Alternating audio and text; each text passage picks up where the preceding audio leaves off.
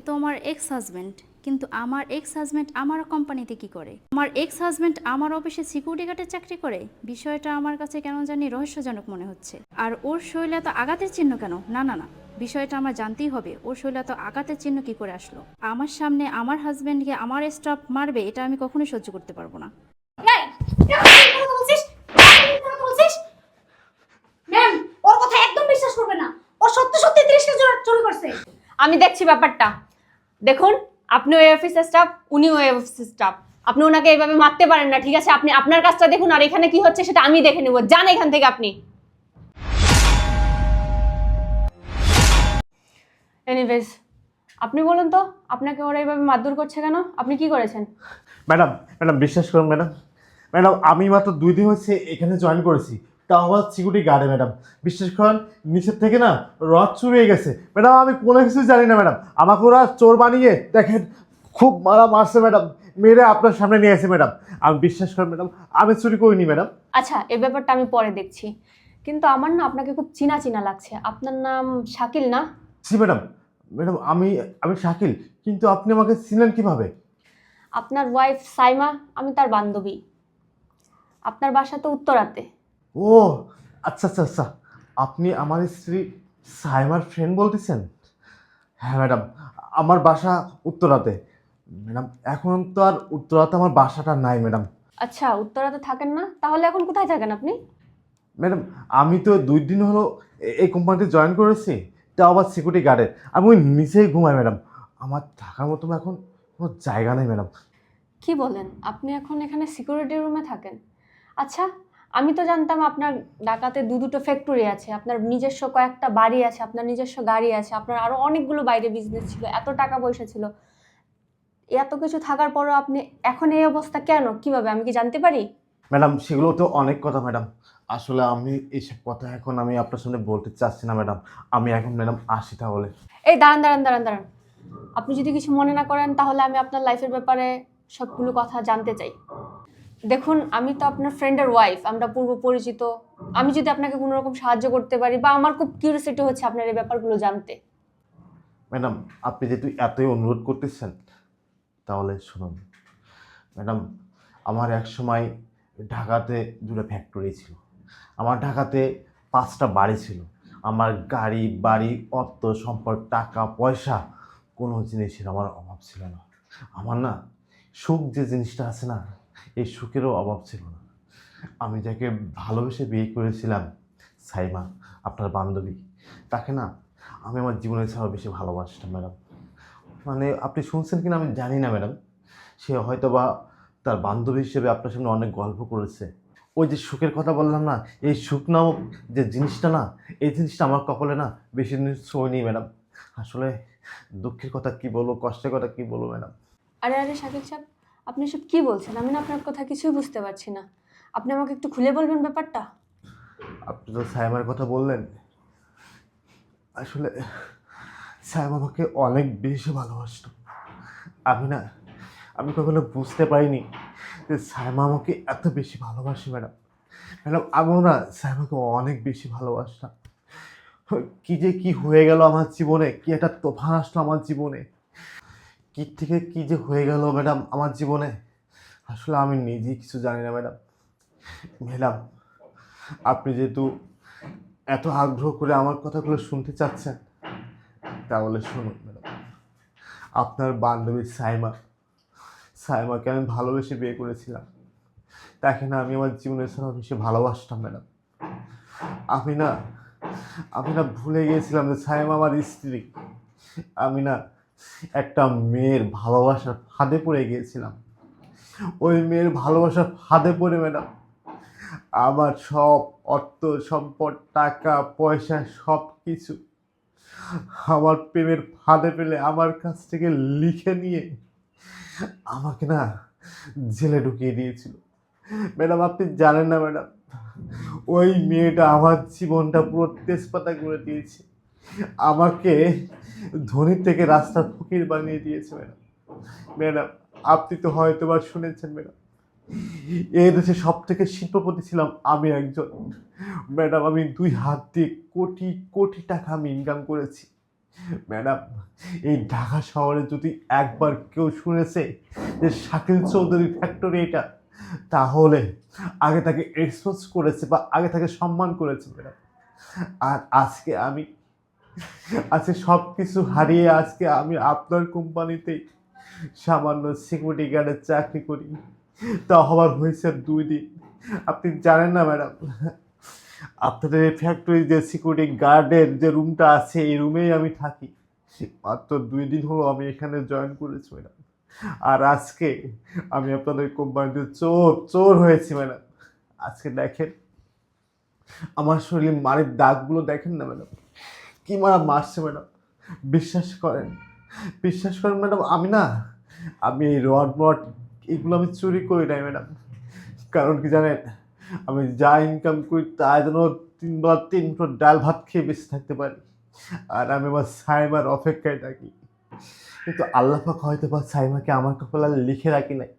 কারণ কি জানেন, কথায় আছে না, দাঁত থাকলে দাঁতের মর্ম বোঝে না। তেমনটা হয়েছে আমার জীবনে।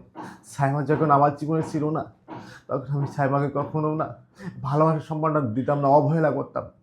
মানে এতটা অবহেলা করতাম যে ওই যে আমার মাথার ভিতরে অন্য একটা মেয়ের ভালোবাসা ঢুকেছে। এই জন্য আমি আমার প্রিয় মানুষটাকেই ভুলে গিয়েছিলাম। আমি ভুলে গিয়েছিলাম যে আমাকে কে ভালোবাসে, কে আমাকে ভালো রাখতে চাই, কে আমার ফ্যাক্টরি বা আমার কাজের সাপোর্টটা দেয়। ওই সাইমার সাপোর্টে কিন্তু আমি সবথেকে বড় একজন বিজনেসম্যান হয়েছিলাম।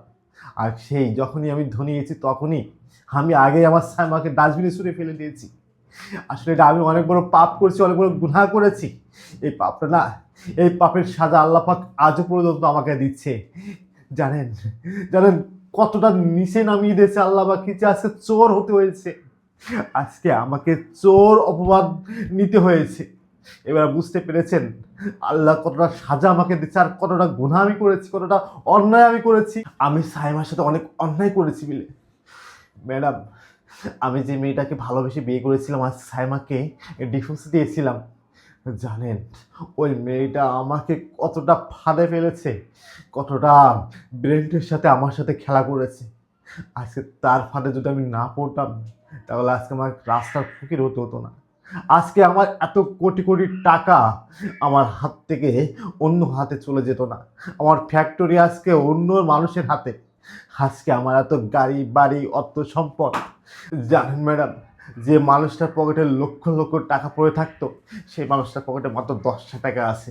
এই 10টা টাকা দিয়ে আজকে আমি দুপুরে ডাল ভাত খাবো, তাও হয়তো বা হোটেলে আমার 10 টাকায় আর ডাল ভাত দিবে না। কারণ এই 10 টাকায় বর্তমান জামানায় কোনো কিছু হয় না ম্যাডাম। এই 10 টাকাতে হয়তো বা আমার সিঙ্গারা খাইতে হবে ম্যাডাম। তারপরেও এই দুনিয়াতে বেঁচে আছি কেন জানেন? শুধুমাত্র আমার সাইমার জন্য ম্যাডাম। আমি আমার সাইমাকে অনেক বেশি ভালোবাসি ম্যাডাম। আমি এখন বুঝতে পারি যে আমার প্রিয় মানুষটা কে ছিল, কে আমার আপন মানুষ ছিল। আমি যখন কষ্টে পড়েছি, আমি যখন বিভিন্ন বিজনেসের কাজে যখন বিপদে পড়েছি, তখন আমার সাইমা আমার পাশে দাঁড়িয়ে আমাকে সাপোর্ট দিয়েছে, আমাকে অনেক বুদ্ধি দিয়েছে। আর আজকে সাইমাটা নাই, আমি রাস্তার ফকির হয়ে গিয়েছি। আর ওই যে বললাম না ম্যাডাম, যে যার ভালোবাসা ধোঁকায় পড়ে আজকে আমি রাস্তার ফকির হয়েছি, ওই ওই মেয়েটা যে আমার সাথে এত বড় প্রতারণা করেছে, এটা আমি আল্লাহর কাছে নালিশ দিয়েছি। আর মেয়েটা কেন প্রতারণা করছে আমি ঠিক জানি না ম্যাডাম। আজকে হয়তো মেয়েটা প্রতারণা করেছে বলে আমি মানুষ চিনতে পেরেছি। জানেন ম্যাডাম কীভাবে মানুষ চিনতে পেরেছি? ম্যাডাম, আমাকে যখন এই মেয়েটি মিথ্যা মামলা দিয়ে জেলে ঢুকায়, জেল থেকে 10টা বছর পর যখন বের হয়েছি ম্যাডাম, আপনি জানেন না, আমার আত্মীয় স্বজন, আমার যত ফ্রেন্ড সার্কেল ছিল, সবাই দূরে সরে গেছে। কেউ আমার পরিচয় পর্যন্ত দিই নাই, কেউ আমাকে বলি নাই তুই তো আমার বন্ধু, তুই তো আমার মেহমান, তুই তো আমার আত্মীয় স্বজন। এই কথাটা না ম্যাডাম কেউ বলি নাই ম্যাডাম। সবাই না দূর করে আমাকে বাসা থেকে বের করে দিয়েছে, আমাকে ডাস্টবিনে ছুঁড়ে ফেলেছে। আসলে ম্যাডাম কথায় আছে না, বিপদে পড়লে মানুষকে চেনা যায়। আমি না প্রতিটা মানুষকে চিনেছি বিপদে পড়ে। আর আমি আল্লাহর কাছে মাপ চেয়ে নেবো, আল্লাহর কাছে আমি তওবা করে নিব। আমি যে অন্যায় করেছি এটা আমি বুঝতে পেরেছি। আল্লাহ পাক বলেছেন, বান্দা তুমি যদি গুনাহ করে থাকো, তুমি আমার কাছে কান্না করে আমার কাছে মাপ চাও, আল্লাহ মাফ করে দেবে, আমি সেটাই করব। কিন্তু ম্যাডাম জানেন, আমি আজও পর্যন্ত আপনার বান্ধবী সাইমার অপেক্ষায় রয়েছি। আমি যদি কোনোদিন সাইমাকে খুঁজে পাই তাহলে আমি তার কাছে মাপ চেয়ে নিব, তার কাছে ক্ষমা চেয়ে নিব যে সাইমা তুমি আমাকে মাফ করে দাও সাইমা, আমি সত্যি সাইমা, আমি সত্যি তোমাকে অনেক বেশি ভালোবাসি সাইমা। আমি বুঝতে পেরেছি তোমার অভাব, আমি বুঝতে পেরেছি আমি যখন কষ্টে ছিলাম তখন তুমি আমার পাশে ছিলে, তুমি আমার বিপদের সঙ্গী ছিলে, তুমি আমার বিপদের সময় ভালো পরামর্শ দিয়েছো ম্যাডাম। ম্যাডাম যাই হোক ম্যাডাম, অনেক কথা বলেছি ম্যাডাম। আচ্ছা মিস্টার শাকিল, এই মুহূর্তে যদি সাইমা আপনার সামনে আসে তাহলে আপনার রিয়াকশনটা ঠিক কি হবে? ম্যাডাম আসলে তার সামনে যাওয়ার মুখখানা তো আমার আর নাই ম্যাডাম। আসলে সে যে কিভাবে আমাকে নিবে আমি ঠিক সেটাও জানি না, হয়তোবা সে আমাকে দেখলে আমার মুখে থুতু মেরে চলে যাবে। কিন্তু ম্যাডাম আমি মরার আগে তার কাছে একবার মাপ চাইতে চাই যে সাইমা, আমি অনেক বড় অপরাধ করেছি, আমি অনেক বড় গুনাহ করেছি, আমি অনেক বড় অন্যায় করেছি তোমার সাথে সাইমা, তুমি আমাকে মাফ করে দাও সাইমা, তুমি আমাকে মাফ করে দাও, আমি এই কাজ আর কখনো কোনোদিন করবো না, তুমি আমাকে মাফ করে দাও। দেখুন তো আমায় চিনতে পারছেন কিনা। আরে আরে আরে সাইমা, তুমি তুমি এখানে? হ্যাঁ আমি। তোমার কাছে যখন অনেক টাকা হয়ে গেছিল না, তখন তুমি আমার ভালোবাসার মূল্য দিতে জানোনি। তুমি টাকার নেশায় পাগল হয়ে গেছিলে, আর এই জন্যই আমাকে আমার ভালোবাসাকে এইভাবে অপমান করে কাঁধ ধরে দূর দূর করে তোমার জীবন থেকে বের করে দিছিলে। আর আমি সেদিনই প্রতিজ্ঞা করছিলাম, তুমি যেই টাকার পাহাড় বানাইছো না, সেই টাকার পাহাড় আমিও বানাবো। আর আজকে দেখো, আমি ঠিক টাকার পাহাড়ে বসে আছি, আর তুমি। একটা কথা জানো তো, ভালোবাসার মানুষকে যদি ভালোবাসতে না পারো না, তাহলে টাকা দিয়ে আসলে কিছু হয় না, ঠিক আছে? পাপ না কখনো বাপকেও ছাড়ে না।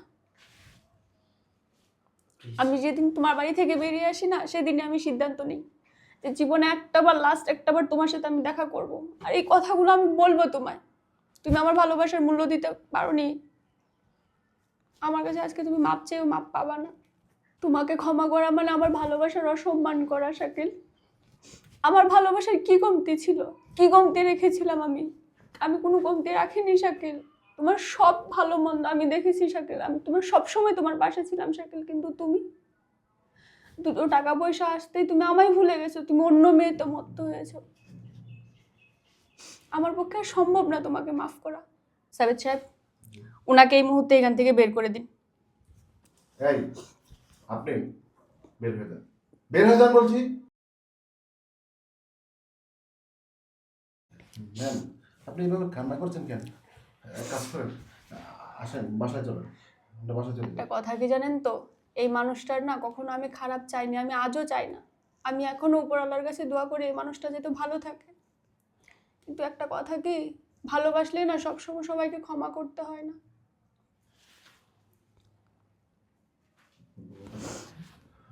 আচ্ছা আচ্ছা ঠিক আছে, চলেন ম্যাডাম।